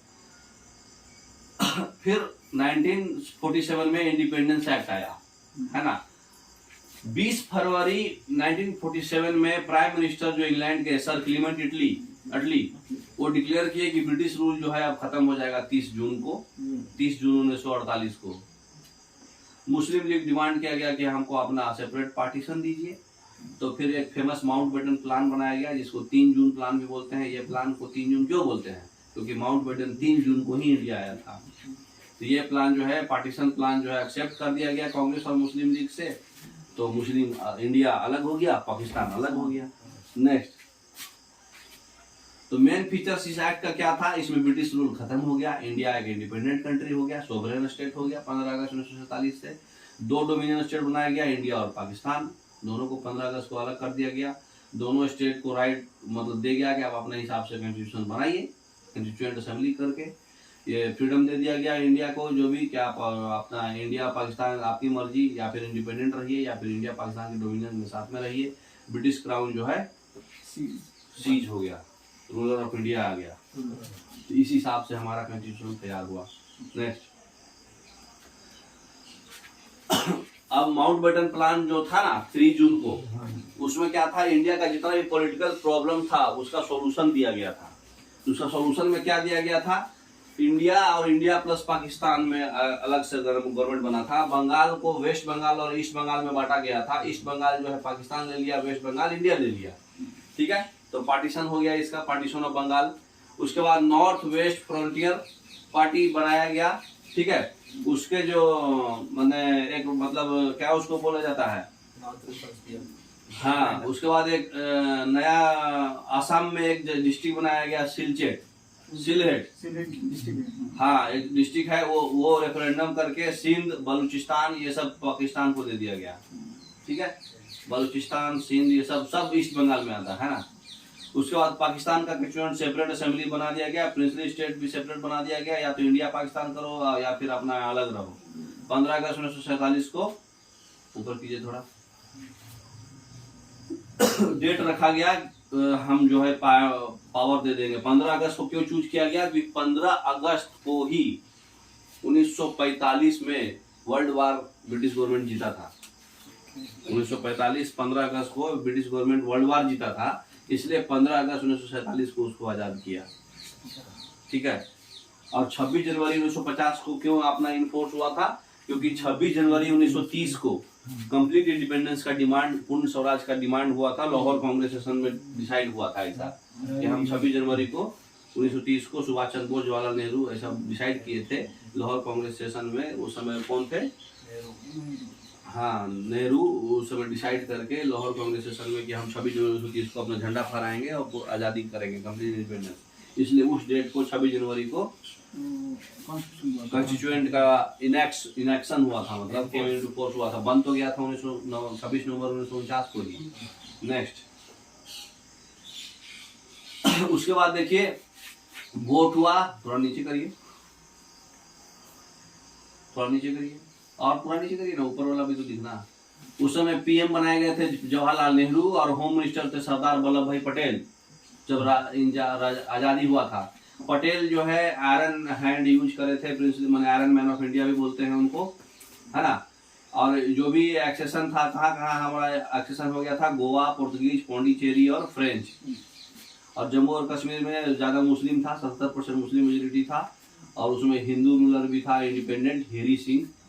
फिर जूनागढ़ कहाँ है? गुजरात में हिंदू पॉपुलेशन ज्यादा था, और उस समय डिसाइड किया कि वो पाकिस्तान ज्वाइन करेगा, तो इसलिए रिवोल्ट हुआ था वहां थोड़ा। हाँ, उसके बाद हैदराबाद में भी सेपरेट किंगडम बना था, निजाम असीद जाह 7, जिसका सेपरेट किंगडम था क्योंकि उसके पास 9 करोड़ से ज्यादा पावरफुल मतलब पैसा था, बहुत एनुअल रेवेन्यू 9 करोड़ से ज्यादा था उसके पास। ठीक है, तो पाकिस्तान जो है जीजीओ पाकिस्तान बन गया। मोहम्मद अली जिन्ना और लियाकत अली खान पीएम बने थे, और उसका जो गवर्नर जनरल था पाकिस्तान का कौन था? मोहम्मद अली जिन्ना। तो ये जरूरी नहीं है, ये सब एक्स्ट्रा है, हटाइए। अब हम लोग पढ़ते हैं, ये भी हटा दीजिए, वही इंडिया में कौन कौन क्या हुआ था, बस बहुत है। अब हमारा कॉन्स्टिट्यूशन बना कैसे, ये पढ़ते हैं। कितना मिनट हो गया है टाइम? 53 मिनट हुआ है ना, 57। हाँ चलो ठीक है, अभी 15 मिनट और लगेगा। हमारा कॉन्स्टिट्यूशन बना कैसे वो पढ़ेंगे, ठीक है। तो सबसे पहले देखो क्या क्या परेशानी आया था 1946 में। 1947 में बन गया है, तो हिस्ट्री समझ गए, ऐसे ऐसे हुआ, ऐसे ऐसे बना, ये इतना इतना एक्ट आया, ये आया, सब समझ गए। अब बनने में क्या क्या हुआ था उस समय, मैंने 45 से लेकर 47 तक में क्या क्या हुआ। तो सबसे पहले क्या हुआ? कैबिनेट मिशन बना। उस समय लॉर्ड वेवेल थे वायसराय, ठीक है। SPA 1946 का बात है ये, ठीक है। नवंबर 1946 में कॉन्स्टिट्यूएंट असेंबली का फॉर्मेशन हुआ था, इंडियन कॉन्स्टिट्यूशन को बनाया जाए। आप एक जगह सभा करो और सभा करके इंडियन कॉन्स्टिट्यूशन को फ्रेम करो।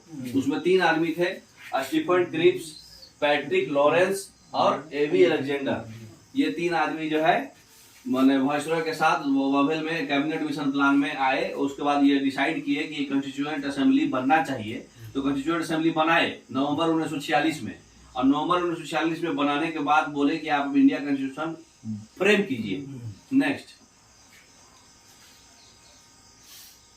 तो कॉन्स्टिट्यूएंट असेंबली जो है नवंबर 1946 में बना इंडियन कॉन्स्टिट्यूशन बनाने के लिए। तो पहला मीटिंग रखा गया कब? 9 दिसंबर को, और दूसरा मीटिंग ठीक 2 दिन के बाद। तो उस समय जो पहला मीटिंग के जो थे वो पूरा कंप्लीट नहीं हुआ था, तो उस समय हेड कौन थे?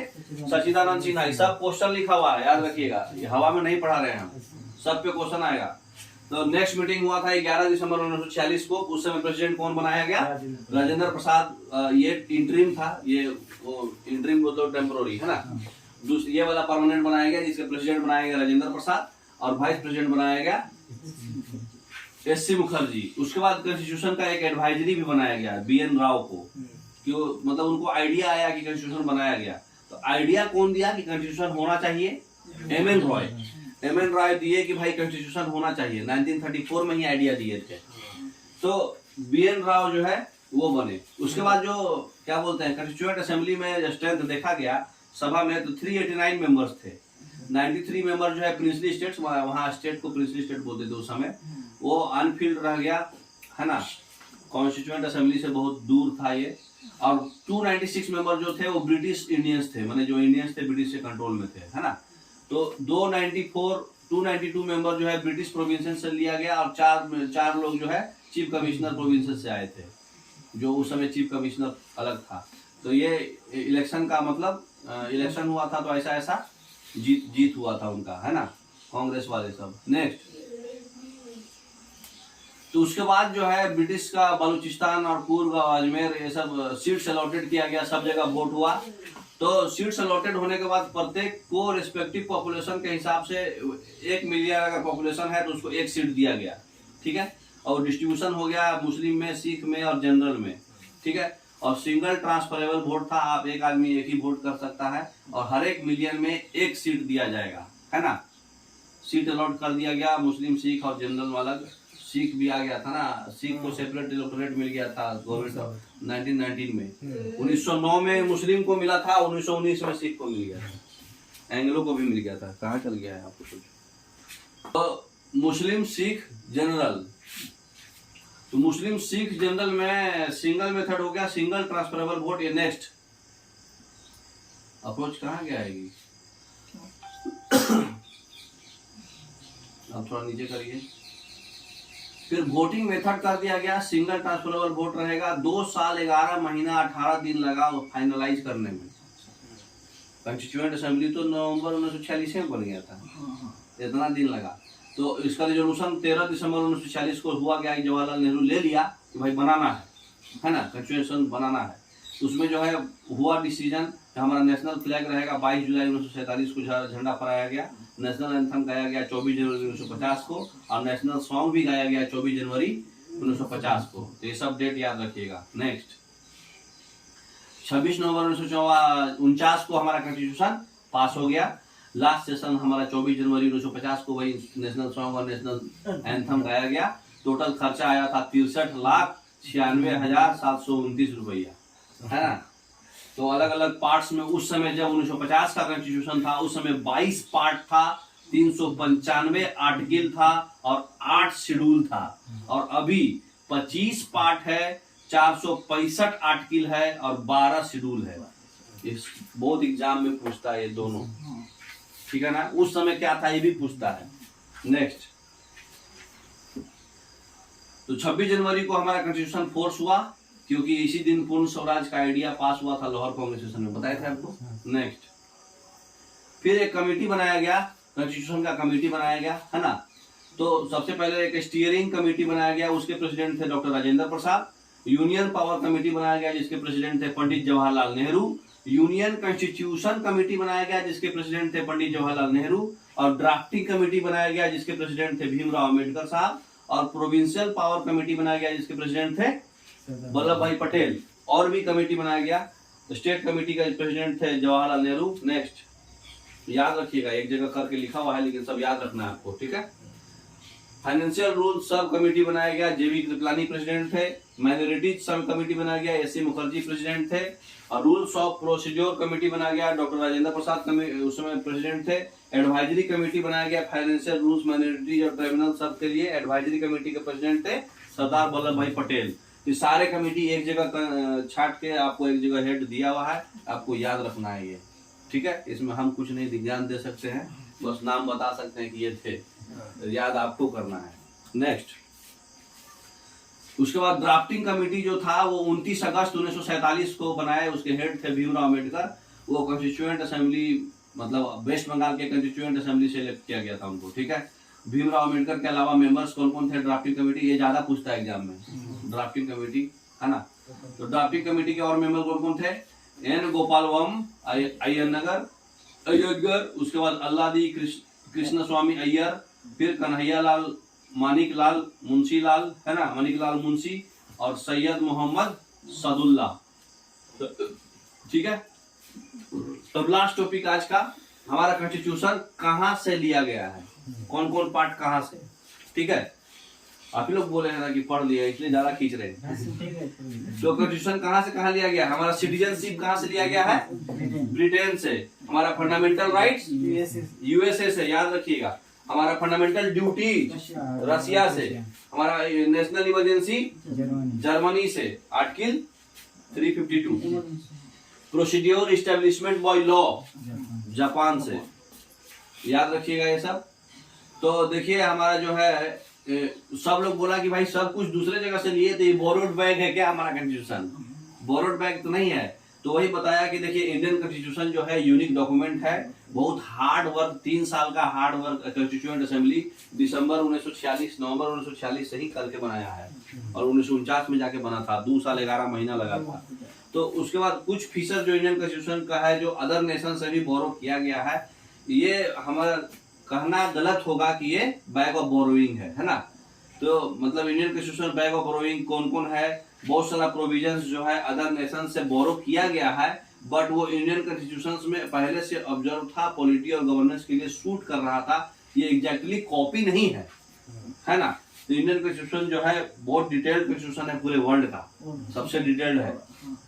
नेक्स्ट, अब बताइए, जहां पे अमेरिकन कॉन्स्टिट्यूशन का सिर्फ 7 आर्टिकल था, ऑस्ट्रेलियन कॉन्स्टिट्यूशन में 128 आर्टिकल है, इंडियन कॉन्स्टिट्यूशन में 395 आर्टिकल उस समय था, अभी 448 आर्टिकल है ना।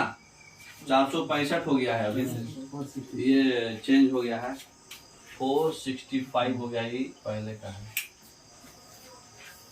तो 465 आर्टिकल्स हो गया है। तो देखिए अमेरिका में कितना 7 आर्टिकल था, ऑस्ट्रेलिया में 128 आर्टिकल था। तो इंडियन कॉन्स्टिट्यूशन यूनिक है अपने कंटेंट में और अपने स्पिरिट में भी। ये ड्राफ्ट किया गया है मतलब हिस्टोरिकल पर्सपेक्टिव को देखते हुए, अभी बताया था सारा historical perspective, charter act, council act सब लेके। तो नेशनलिस्ट स्ट्रगलीज, ज्योग्राफिकल डाइवर्सिटी और ट्रेडिशनल डाइवर्सिटी कैरेक्टरिस्टिक सब डिफरेंट है हमारे बाकी सब नेशन से, इसलिए ये बोरोड बैग नहीं है ना। नेक्स्ट, अब देखिए हमारा इंपॉर्टेंट फैक्ट्स याद रखिए। कॉन्स्टिट्यूएंट असेंबली जो है 2 साल 11 महीना और 18 दिन लिया था, ये भी पूछता है कितना दिन लगा था। 2 साल 11 महीना और 18 दिन लगाया था, जिस समय उस समय 22 पार्ट 395 आर्टिकल 8 शेड्यूल जो है इंडियन कॉन्स्टिट्यूशन रेडी हुआ 26 नवंबर 1949 को, और कुछ provision citizenship, election, provisional parliament, temporary और ट्रांजिशनल प्रोविजंस, ये सब इमीडिएट इफेक्ट से उस समय दिया गया। बाकी कॉन्स्टिट्यूशन जो है मेन फोर्स कब आया, 26 जनवरी 1950 को, क्योंकि 26 जनवरी 1930 को पूर्ण स्वराज था। ऑलरेडी जितना भी इसमें था आप सब पढ़ चुके हैं। कांग्रेस जो है जवाहरलाल नेहरू डेट चूज किया था, रिपब्लिक डे हमारा, इसलिए उस समय चूज हुआ। नेक्स्ट, अब गवर्नमेंट ऑफ इंडिया एक्ट से हमारा क्या क्या आया है 1935 से, फेडरल स्कीम, गवर्नर का ऑफिस, जुडिशियरी, और थोड़ा उधर ले लीजिए, जुडिशियरी, पब्लिक सर्विस कमीशन, जितना भी स्टेट पब्लिक और यूपीएससी है सब हमारा गवर्नमेंट ऑफ इंडिया एक्ट 1935 से आया। इमरजेंसी और एडमिनिस्ट्रेशन का जो भी डिटेल्स है ये सब गवर्नमेंट ऑफ इंडिया एक्ट 35 से लिया गया। नेक्स्ट, हमारा यूएस से क्या क्या लिया गया है बताइए, फंडामेंटल राइट्स, इंडिपेंडेंट जुडिशियरी भी यूएस से लिया गया है, तो प्रेसिडेंट को इम्पीचमेंट आर्टिकल 63, ये भी वाइस प्रेसिडेंट का पोस्ट, ये भी यूएस से लिया गया है। सुप्रीम कोर्ट का हटाना, हाई कोर्ट का हटाना, जज का हटाना, ये सब यूएस से लिया। जो लोकसभा राज्यसभा को पावर दिया गया था ना, वाइस प्रेसिडेंट को हटाना, प्रेसिडेंट को हटाना, ये सब यूएस से है। ठीक है। नेक्स्ट, जुडिशियल और फंडामेंटल याद रखिएगा यूएस का है। फंडामेंटल ड्यूटी के बारे में आप जानते हैं कि 42वां अमेंडमेंट एक्ट हुआ था 1976 में। उस समय इंदिरा गांधी इसको बहुत अमेंडमेंट की थी, तो इसलिए उसको मिनी कॉन्स्टिट्यूशन भी बोला जाता है। 42nd अमेंडमेंट में 1976 में इंदिरा गांधी बहुत ज्यादा अमेंडमेंट हुआ था, तो उसको मिनी कॉन्स्टिट्यूशन भी बोलते हैं, बहुत ज्यादा मतलब चेंजेज हुआ था। और 86 अमेंडमेंट, उसी में क्या ऐड किया गया था, फंडामेंटल ड्यूटी, आर्टिकल 51A। ठीक है। 86 अमेंडमेंट एक्ट 2002 में उसमें 11वां फंडामेंटल ड्यूटी डाला गया, ठीक है। उसके बाद स्वर्ण सिंह कमेटी बनाया गया था 1976 में। उसमें वही रिकमेंड किया था कि फंडामेंटल ड्यूटी होना चाहिए। जो इंटरनल इमरजेंसी में 1975 से 1976 में नेशनल इमरजेंसी लगा था ना, तो उस समय इमरजेंसी लगा था, तो उसी समय 1976 में वो डाला गया था। और फिर 86 अमेंडमेंट में 2002 में 11th फंडामेंटल ड्यूटी डाला गया। और फंडामेंटल ड्यूटी जो है आर्टिकल 51A पार्ट 4 में आता है। मालूम है बात? पार्ट 4 है। नेक्स्ट, ब्रिटिश से क्या क्या लिया गया बताइए। ब्रिटिश से हमारा सिंगल सिटीजनशिप होना चाहिए, बाई कैमरलिज्म, पार्लियामेंट्री गवर्नमेंट होगा, कैबिनेट सिस्टम रहेगा, और रीट्स, 5 रीट्स है, पढ़िएगा बाद में। हैबियस कॉर्पस, मैरेस्मस आगे है तो पढ़िएगा बाद में। तो रीट्स भी हमारा 5 रीट्स है, कोरेंटो, हैबियस कॉर्पस, मैरेस्मस, 5 रीट्स लिया गया। सिटीजनशिप लिया गया, rule of law, cabinet system, by cameralism, parliamentary government, ये सब ब्रिटिश गवर्नमेंट से लिया गया है। नेक्स्ट, सेंटर लिया गया कनाडा से क्या क्या लिया गया है हमारा। स्टेट का जो गवर्नर होगा, जो सेंटर अपॉइंट करेगा, स्टेट का गवर्नर को अपॉइंट कौन करता है? स्टेट के गवर्नर को प्रेसिडेंट करते हैं। हाँ, प्रेसिडेंट करता है। तो वो कहाँ से लिया गया था? कनाडा से। हाँ, एडवाइजरी जुरिस्डिक्शन सुप्रीम कोर्ट का भी कनाडा से।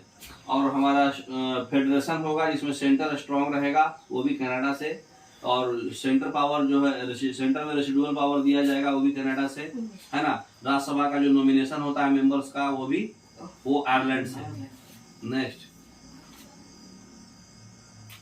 खत्म।